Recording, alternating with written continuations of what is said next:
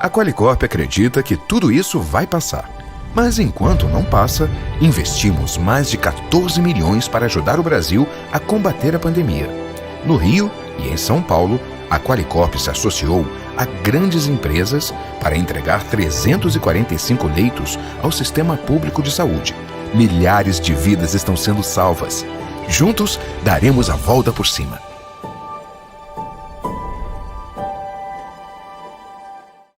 Eu gostaria primeiro de parabenizar a brilhante exposição da doutora Elisa, a brilhante exposição também do doutor André. Em seu nome, presidente, eu gostaria de agradecer aos nossos presidentes da Ordem dos Advogados do Brasil, doutor Felipe Santa Cruz, presidente da Ordem Nacional. Também agradecer ao meu presidente aqui da Ordem dos Advogados da Seccional do Estado do Rio de Janeiro, doutor Luciano Bandeira. E também, no nome dos colegas expositores, agradecer a todos os demais colegas advogados que estão nos assistindo e nos prestigiando. Dar parabéns à ESA Nacional, porque fazer um evento dessa magnitude, com 100 mil pessoas inscritas, com brilhantes expositores, um temário maravilhoso. Então, isso engrandece a advocacia, isso leva mensagens à comunidade jurídica, isso leva ao ambiente de debate, isso é uma troca entre advogados, entre juízes, entre promotores, entre acadêmicos. Então, eu parabenizo a Ordem dos Advogados do Brasil na sua pessoa, meu amigo e presidente da nossa estimada e honrada comissão. Obrigado. Bem, conforme muito bem a doutora Elisa expôs, e o doutor André também, e essa provocação bem-vinda feita pelo nosso presidente, pelo nosso mediador, como é que ficam as empresas, né, nessa situação toda? Eu trago aqui algumas estatísticas, fazendo só uma breve introdução da minha exposição, né? Muito embora seja um debate jurídico, eu trago um pouco aqui mais de estatísticas, de mazelas do setor, que vai estar ligado um pouco ao direito das cidades. Nós vamos falar um pouco também de alguns princípios constitucionais, principalmente de bem-estar social, principalmente de dignidade humana, porque, como a Elisa muito bem ressaltou, nós estamos falando de um direito social, de um direito da sociedade a ter não só o mínimo existencial, porque o mínimo existencial ele tem que ter também o mínimo de qualidade. Ter o mínimo de qualidade significa ter o mínimo de investimento nesse setor, né, que nós vamos traçar por isso aí. Então, eu vou primeiro trazer algumas estatísticas, tangenciar um pouco sobre o direito das cidades, falar um pouco sobre os contratos administrativos, o doutor André, mais claro que não de forma tão brilhante quanto você expôs, como especialista do tema, e depois finalizar com um cenário também a respeito da crise da Covid nesse segmento. Queria destacar que nós estamos falando aqui, principalmente, sendo membro da comissão, eu sou presidente da Comissão de Transportes aqui da Seccional do Rio de Janeiro e membro da comissão da OAB Nacional. O que nós estamos, pelo menos, tratando e destacando aqui é a questão do direito social e do risco de um segmento, de um serviço público considerado essencial, não pela doutrina, não por construção doutrinária pretoriana, mas por dispositivos constitucionais, né? Está lá na Constituição Federal, se não me engano, no inciso 5 do artigo 30, salvo engano, aqui nas constituições estaduais também, elas repetem essa essencialidade. A própria lei de greve também coloca que o serviço público do transporte coletivo por ônibus, ele também é um serviço essencial, e por ser essencial ele é contínuo, e é claro que a essencialidade, a continuidade, está ligado diretamente à essencialidade, e por isso ele não pode parar, porque ele é essencial. Mas o que nós estamos assistindo antes da pandemia e agora na pandemia é o risco de um setor que já estava num risco muito grande colapsar, né? eu até entendo que já colapsou.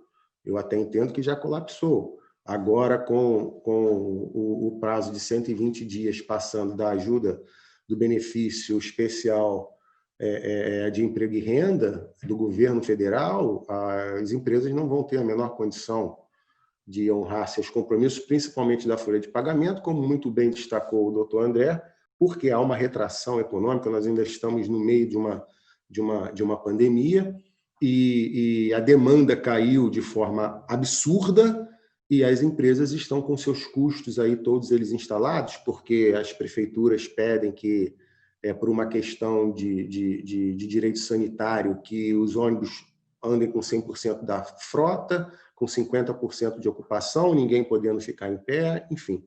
Esses são os nossos problemas atuais. Mas eu vou voltar um pouquinho, só para trazer uns números para o nosso debate final, presidente, que é o seguinte: o transporte de passageiro por ônibus, ele está presente em 2.901 municípios da federação, né?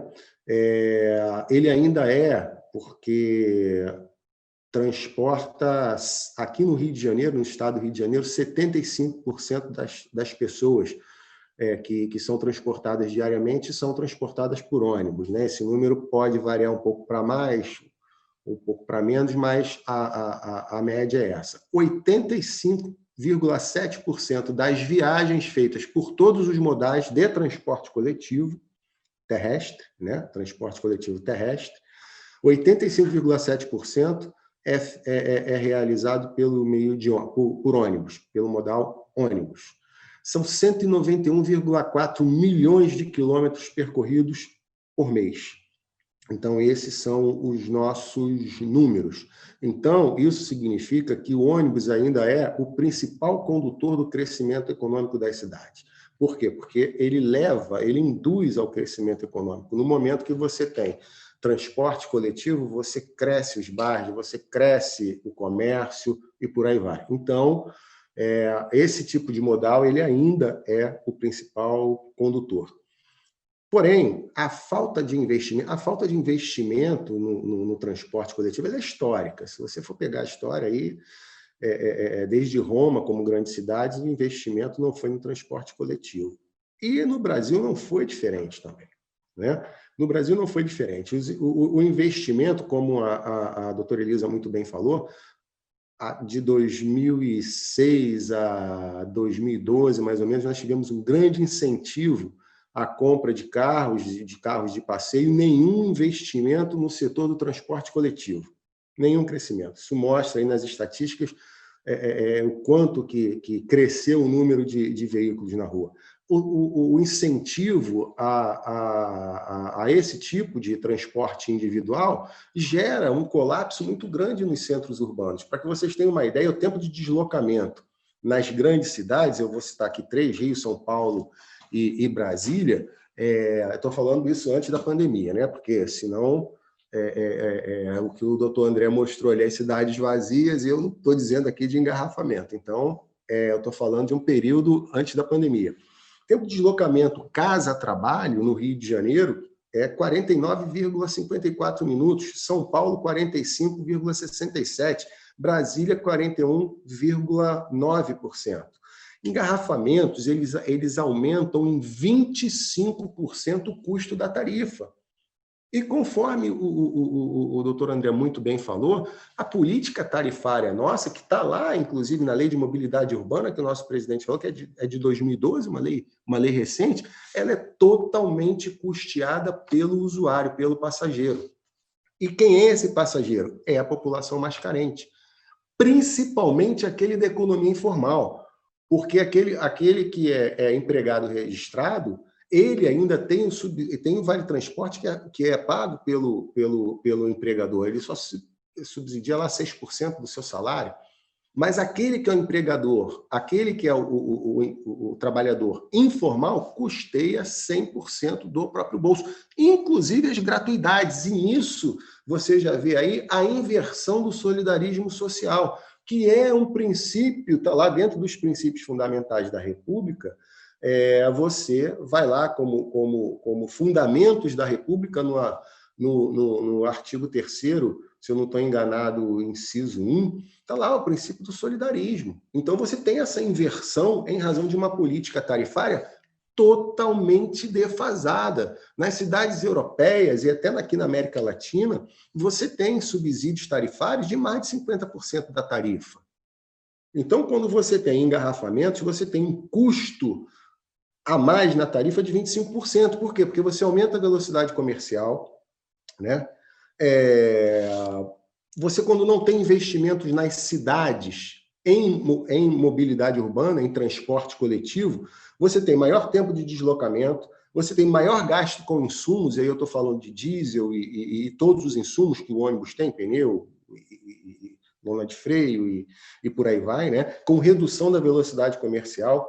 Você tem um prejuízo para as cidades e para o usuário, porque o engarrafamento faz com que as cidades, e aí isso foi uma grande culpa do incentivo ao transporte individual, porque quando você já tem uma cidade engarrafada, o que acontece? Aquela população que tem condição de pagar uma tarifa, tem um custo maior, ele consegue andar com transporte por aplicativo, porém, ele engarrafa mais a cidade e as cidades são obrigadas a construir mais ruas que logo estão engarrafadas de novo e você não tem a solução. E a tarifa é cada vez mais cara. Um exemplo disso, nós temos aqui a falta de investimento, um excelente modal, que no Rio de Janeiro ganhou prêmios, inclusive na questão